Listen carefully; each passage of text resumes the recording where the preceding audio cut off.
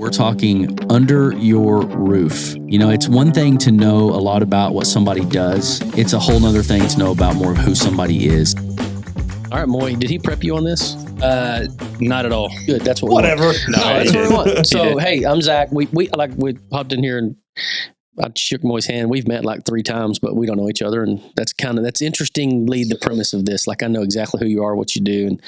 But we have this thought that people know a lot about people, but man, until you dive into their stories, there's so much more to know. And so the reason we call it Under Your Roof is I think that, and Cameron too, when you get in someone's house and get in their life, that's when you find out most of who they are. Sure. You know, I mean, us guys, and if I got the weekend alone and I'm at home alone, like, you're going to get the version of Zach you may not even want to know. Right. Yeah. But we'll just go there and see what happens. Cameron, man, he knows, Moi, y'all had a good relationship for how long have you guys known each other? I mean, really, since you started. Probably better bit of 4 years at least. Yeah. I would say at least 4 years. Since you opened up Potosi Live. Yeah. Yep. So you're the general manager. There's a lot of hats, and I'm typically the type of person that there's a title, and titles to me really just, they don't mean a whole lot to me. Yeah, amen, dude. But if you had to put one on me, I'm considered the director of operations / partner with Potosi Live. So you've got your hands in other things as well, like other businesses and stuff like that. Yeah, we have another one coming up, which we can't get into, but I kind of I'll tease a little bit. Yeah. It all started with Boil and Tails, which is in Arlington. And it's a restaurant we have in Arlington. It's on Collins Street. It's right across the street from AT&T Stadium. Yeah. So that was my first initial responsibility coming into, which is VIP custom events. Right. Mm-hmm. So this is going to get kind of a tangled web. Yeah, but that's the buses to Potosi to this. Yes, I'm tracking. Yeah, it's all the same thing. Yep. Which Chris Randolph he's the mastermind behind all of this. Yeah. I was at Red Robin when he came up to me, and he's here in Abilene. Yeah, I was with Red Robin for about 5 years, and he came up and we were talking back and forth, looking for locations, and he's like, "Look, here's the deal. I've got this idea, but we can't pull the trigger on it yet. But we have this location in Arlington that I want you to be a part of. I want you to go down. I want you to rebrand it, reconstruction it, everything. The tailgates are always going to be what the tailgates are. So we do big tailgates across the street. Mm-hmm. Because it's literally within throwing distance. It's right across the street. Prime time, man. Prime time. And we average between 2,500 to 3,000 for every tailgate, which is odd with how the Cowboys have been playing all these years. They could be 0-16 and you'll still have that average. You just have these dedicated crazy, fans man. that are it's just wild. And if that's happening, guess who's not quitting? Jerry. Exactly. So he's going to continue to do the same thing. Yep. People are going to keep paying. So Boil and Tails was a forefront of kind of me jumping in as the director of operations for what became an outfit of Chris Randolph's, kind of a stream of revenue type deal. Mm-hmm. So started doing that, and then COVID hit. It was one of those things that people thought we were crazy. And that's kind of how Potosi Live came about. While I was going over to Boil and Tails, I was driving back and forth, and we were still looking at a location to do Potosi Live, and then COVID hit. And we're like, what are we going to do? Yeah. We're like, hey, we're in it this far. We're this committed. And so we started building during COVID. Mm-hmm. So that was quite the experience.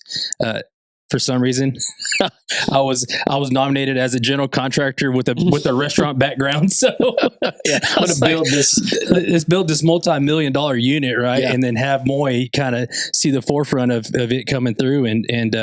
But yeah, so I wear a lot of hats, but mostly Potosi Live. We got Scream and Goat Enterprises that takes care of all the expo concession. So anything that happens at the expo grounds, we do a lot of stuff out there, and we just had Coetzel and Parker McCollum, a lot of big concerts. We forefront a lot of the beverage sales and food sales. So Moi, I mean, the reason why I think, I immediately thought of you for bringing you on here, man, is just, I mean, you're a business guy, and I told Zach how awesome of a business guy you are. I mean, you're just, I guess if you were to just define a businessman and someone who can run a business, like, you meet the mold, dude. Like, I appreciate that. You walk it, you talk it, you sound like it. I mean, it is what it is. But one thing that's impressed me, at least from a outsider perspective, is how much impact you've made in our community. And I just learned something just now. I did not know that you were working at Red Robin here for 5 years, and that's where Chris connected with you. So are you from here originally? Like, where where are you from, and kind of what the before the Red Robin and the Chris thing? Everybody's like, got an Abilene story. Yeah. What's the Abilene story? So my story is I go further west, northwest, up by Texas Techville. So born and raised in Muleshoe, Texas. Here we go. Yeah, so I was born and raised in Muleshoe, Are you a Texas. Lincoln Riley guy? I'm a huge Lincoln Riley guy. There we go. Yep. Love Told Lincoln you. Riley. So I went up until my junior year and then had some, I call them opportunities, right? To go to Lasbuddy. And it's a 6-man school. It's just right outside of Muleshoe. And I graduated from there. So Lasbuddy. So I got to have both the 11-man and 6-man aspect of football, and it was intense. What did you play as a 6-man guy? So I played halfback. Yeah, so it was kind of a little bit of, you could be a quarterback, throw the running, football, and everything. then I played safety because I was just that little guy that just would run up against anybody and not be afraid of getting hit or giving a hit. So it was a blast, awesome. man. Yeah. So that's where I was from, and I went to school at Angelo State for a couple of years, and my big goal was to be a family counselor, which a lot of people don't know either. It was one of those things where it just didn't work out. So I moved back home and started construction and trying to figure out my next path and what I was going to do with my life, and ended up in Abilene. So what got you into the restaurant business? So my aunt and uncle own a restaurant in Canyon. Okay. It's called Pepitos, and I don't know if you've ever been, but it's a Mexican food restaurant. Started as a busboy at a really, really young age, and then some summers I'd go down there and wait tables and make a little extra cash and come back home. And Isn't so bad. no, it wasn't bad at all, and that food is great. And I'm not trying to be biased, but if you're in the Canyon area, I mean, Pepitos. Gotta go. Yeah, Pepitos. Pepitos Mexican food restaurant. So started there. Found an opportunity to work at Chili's when I moved to Abilene in 2006. So I did that for a while, almost 10 years. Wow. Yeah. So I made a career out of it. Busboy, from Pepitos busboy to Chili's in Abilene to Red Robin next. To Red Robin next. And then flipping boiling tails. I mean, it's just been a What much whirlwind. road time did you do on that Arlington stint? That had been nuts. So it was a better bit of, it was like get up early in the morning, head to Arlington, spend the whole day there, and then drive back every day. And then during COVID, when COVID first started hitting, I was doing it even more so. And then we went down to a cook, a server, and myself just to keep the doors open. Wow. And I was delivering food. I was making it, bringing it in, making it, and then delivering it. And then my team was doing the same. I mean, if you know anything about, labor or anything like that on the restaurant aspect, we were running like 3% labor because we were busy. People still wanted food from, takeout. And so we just kind of dug deep and down to the bare bones. Down to the bare bones. Yeah. We were on a skeleton crew. So, and I was part of that skeleton crew. Once again, it's just a title, right? I'm the director of operations. And here I am. I'm cooking. I'm delivering Are food. some of those people still there with you? They are. You'll create crazy loyalty doing that. Absolutely. Getting total hands dirty at those times like that, man. You'll probably never, those people go with you forever. 100%. I mean, and I think that's super important that they see that, you're not just directing them and telling them, hey, I need you to go do this. They see us in the grind. So I think it's really important to lead that way. That's a trait of leadership, right? I mean, but I know kind of joking about, titles and hands and everything, but you literally have your hands in everything. I mean, you are, I think it's safe to say, like, yes, I know, Chris is the top dog, but dude, like, you are really the face of Potosi Live. At least from my perspective, right? That's what they tell me.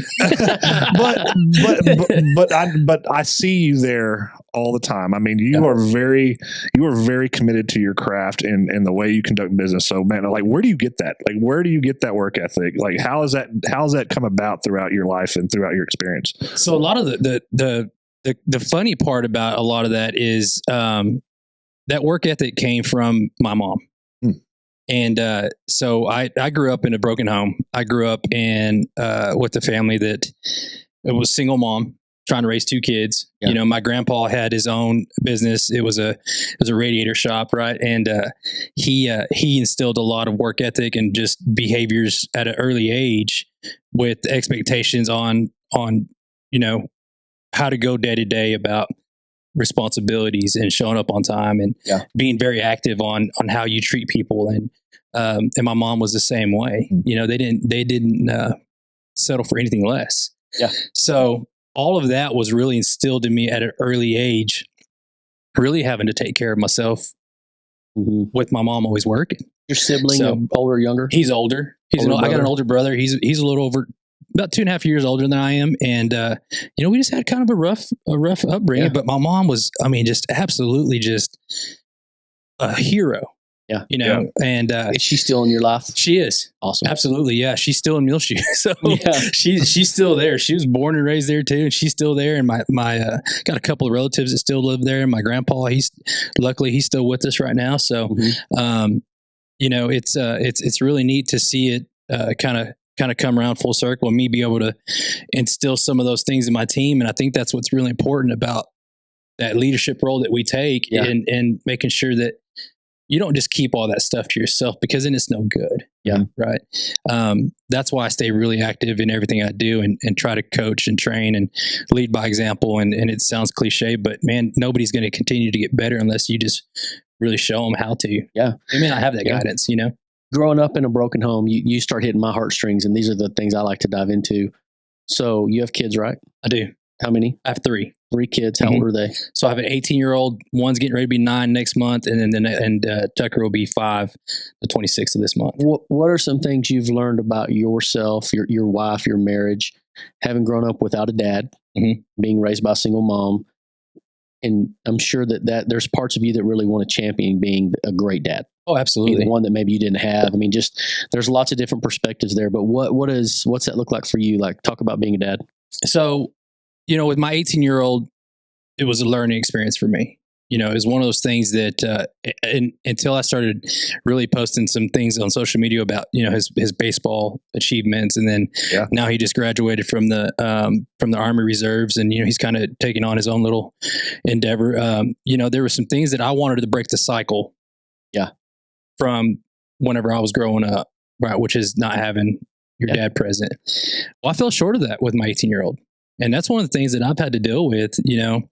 Now that he's graduated and kind of grown up as an adult now, he's kind of taken on his own. But, it was one of those things I'm like, I got to break the cycle. And I fell short.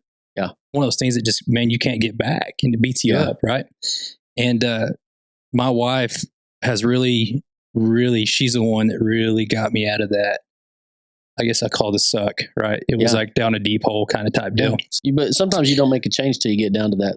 Absolutely. That deep stage of desperation to change. I mean, and she never gave up on me. And is that oldest son from that marriage? Or So I've only been married once, but it's from a previous relationship. And God bless her heart. I mean, she's a strong woman as well, and raised a kiddo up, on her own. And I was as present as I could be.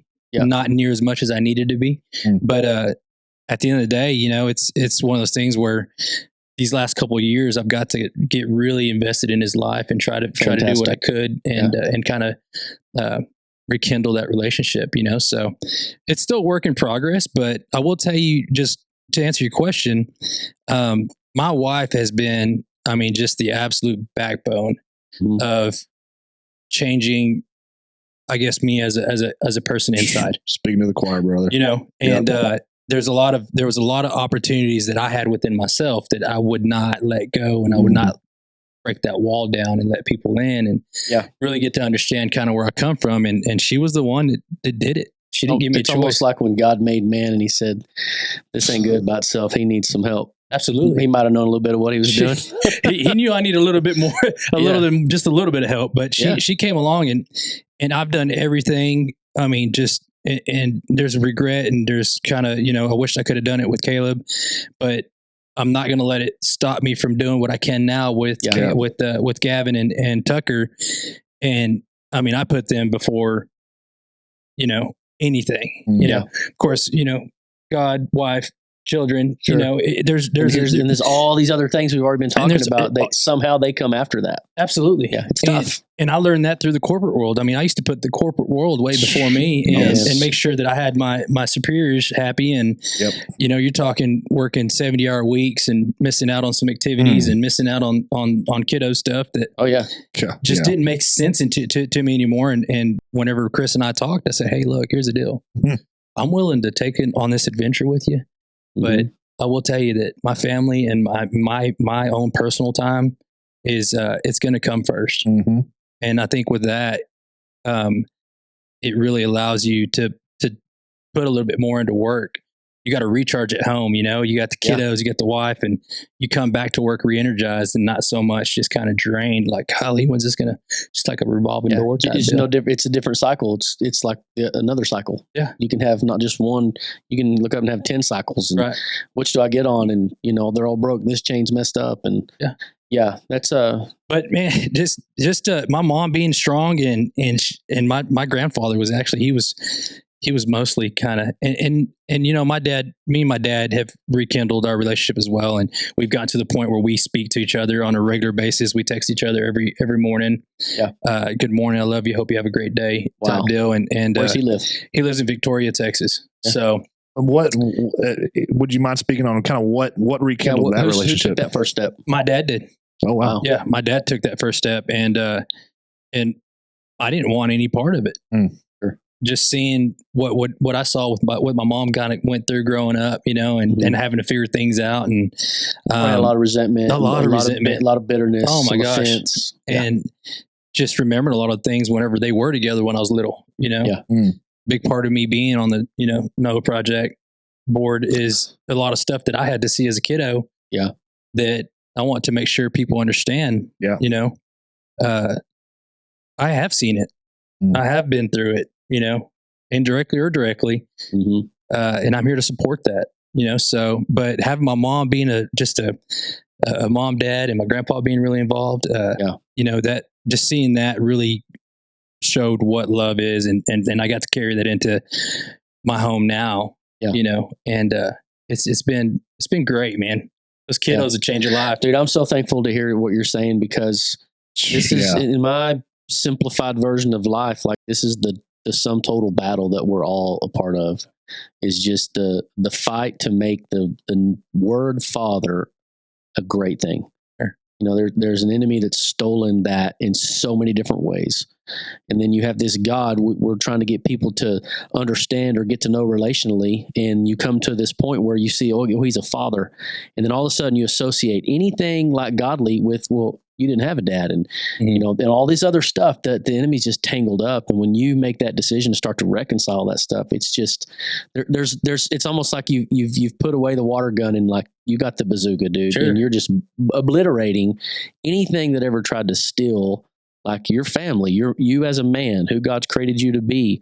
That's the stuff that breaks the cycle. Absolutely. Like with your kids and what they see and the change and all that. You can't. Yeah.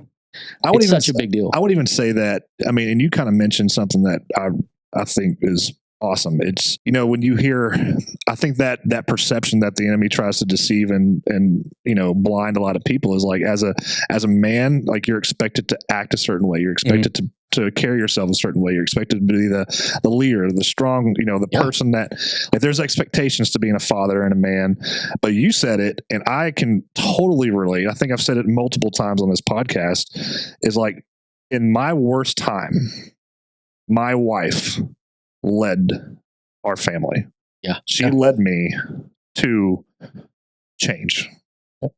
And I am convinced that God was just working through her. Sure. With patience, with love, because she could have left me 1,000 times. Absolutely. And she didn't. Yeah. And it's cool that it's okay to say that. I mean, sometimes you need that help. Right. And then there's that kind of just, I don't know, unwritten deal that, you know, that we don't get to feel that way, or that we can't express ourselves certain ways, you know, and pull up your boots, man. Toughen up. I mean, gosh Run through almighty, that wall. just growing up and my brother was tough. I mean, I'm telling you, don't cry if he hits you. And if you do cry and mom finds out about it, he's going to find you again. He's going to beat you up a little bit more. And we just grew up it was just a tough little, you know, upbringing, but my wife just absolutely made it okay.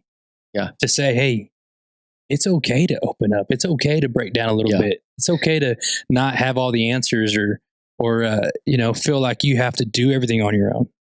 There's nothing wrong with that. I think I guess I'm going to pick on myself a little bit here, but like, people that know my wife know her. She's gone through a ton more crap than I have. I'll be honest, like, I had a way better upbringing than she did. Yeah. Yet she still chose to lead, to stay, to love. And it's crazy, man. Absolutely. It's like no excuses, right? Like, No, none at all, man. Yeah, and the world needs more stories like this. I mean, I'm glad we're going here in this direction. I deal with a whole lot of this. I work as a men's pastor at a church here in town, and it's just constant, stuff that you get to see and sit in and listen to. But there's always what the enemy's trying to take and tear up. God's got a better plan for it, and he's going to turn it into good. And somehow he uses us, connects to people, uses our wives, people that we come into contact with. I mean, he's so relational that's how that ends up happening. And it's not a credit to that person. It's just you saying, though, with your brother, you grew up, and if you're watching this, just catch the picture of, no dad. So there's an idea of an orphan. Parents left. To just define the word orphan. I'm not even get into spiritual stuff. Just absent parents. Okay, there's that. And in that, you probably, like me, tried everything you could do to prove yourself to every coach you ever got in front of. Now my life's about performance. And man, I've got this brother. There's lots of competition. There's fear-based life. I've got to prove myself and my manhood in every single room I walk into.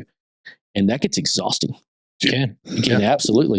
Then all of a sudden, God gives you this bride, and you start to find yourself being able to, for the first time in your life, be. Right. Just breathe. And it'd be okay to not win everything, be on the top of everything, outperform everybody. What's interesting is you still are successful, and you're probably performing and operating at a higher level now than you ever imagined. I am definitely. Yeah. It would have never gotten that way had you just keep trying to strive, create, do, prove, all that stuff. You get these things in order, like you talked about earlier, and now all of a sudden you even can enjoy a little bit of the fruit of your labor. It seems to me you kind of like your job. Your wife probably likes it. She doesn't resent it. There's a lot going on in there that's sweet stuff, man. Yeah, absolutely. I mean, it once you focus within your four walls, and what's going on within your four walls, I mean, that really allows you to allows you to get out and start kind of tippy-toeing outside of it, right? But until you control what's going on within those four walls, whether it be work or whether it be home or wherever, if everything inside those four walls is kind of in shambles, it's going to spill over. Yeah, in every place you go. In every place you go. And, I wasn't the most, I guess, well-known citizen in Abilene. I had my past as well, but like I said, it took a special person like my wife to say, hey, you don't want to be this person anymore. This got to get tiring. You cannot want to be that person every day. And it's all like you said, all people. You really just, I felt like I had to go and, like you said, prove myself to everybody. Yeah. I got to ask you, Moi, I wanted to ask you this. So, you talk about the broken family, I know your wife's a step parent, right? To some, well, as much, yes, sir. With your older kid, I'm a step parent to my wife's older kid, my kid. I mean, she's my kid, right? But that's a huge age disparity, and you mentioned, rebuilding those relationships with your oldest boy.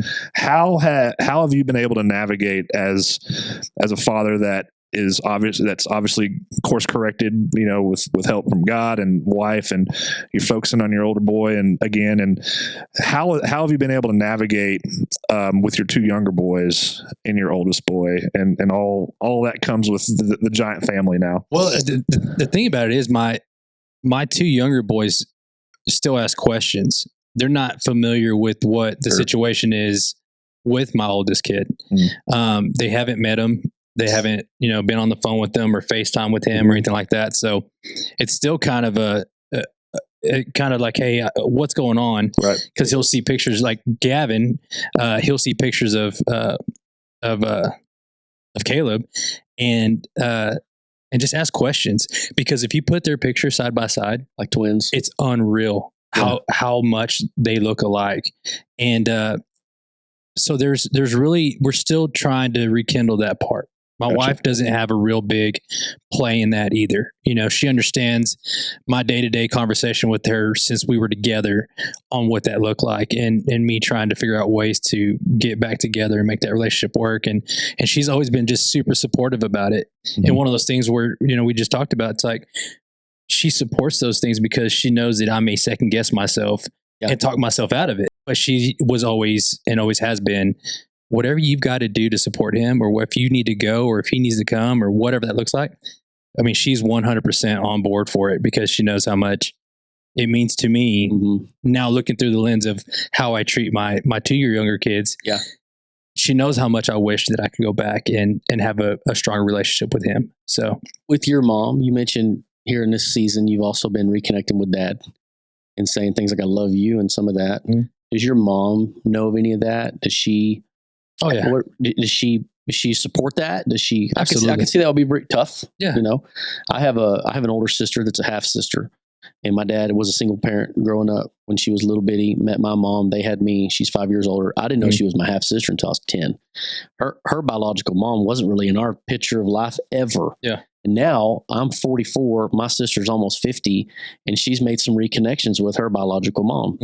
And you know, my mom raised her as mom, and so it's they're navigating that. There's actually pieces of the story I don't really even know to the fullest, but there's a lot that can happen there. For her to be supportive, though, that's fantastic to hear. Absolutely, it's a blessing, you know, because there are stories that, you know, mom doesn't want or wife doesn't want you to rekindle those relationships because there might be a jealousy type deal, or right. Now you're talking to ex, you know, or whatever that looks like.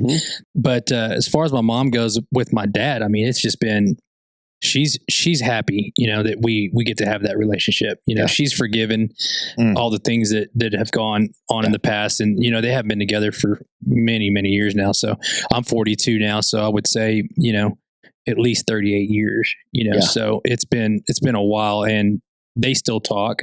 My brother is very involved in his relationship as well. So, she's very supportive about it, and she knows that it's just part of, because he's not doing well. I mean, you know, he's his health wise, he's not doing well.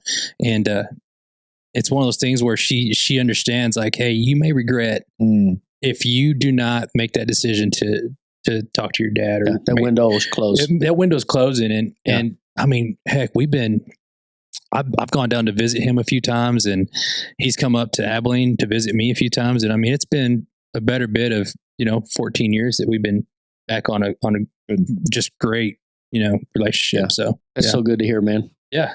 So good to hear. It makes me happy. I mean, my brother's a big part of that too. My brother he gets onto us. Hey, have you text dad? Yeah. And you know, we wear a lot of hats and we're always busy. And I'm like, I haven't had time to, you know, even just think for a minute. No, I haven't texted him, but he's like, hey, you need to text dad. I think a word that is kind of coming to me right now to maybe describe you is resiliency. How has this season of your life, in terms of being resilient, kind of shaped you not only as a person individually, as a leader in your day-to-day work, but also as a father to these two young boys and your oldest one?